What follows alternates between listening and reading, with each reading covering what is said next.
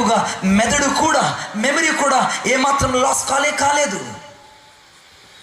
నరకంలో ఇప్పుడు నువ్వు ఎలాగ ఉంటావో సేమ్ అదేలాగనే, కానీ నేకడ్గా అక్కడ ఉంటావు, దిగంబరిగా అక్కడ ఉంటావు. కానీ నీ జీవితంలో ఏడ్పు, కన్నీళ్లు, రోదన, మహాభయం, నిట్టూర్పులు రాత్రింబగలు, ఒక రోజు కాదు, 2 రోజులు కాదు, సంవత్సరం కాదు, 2 సంవత్సరాలు కాదు, బిలియన్ సంవత్సరాలు, infinity of the infinities. You shall be born into the hell.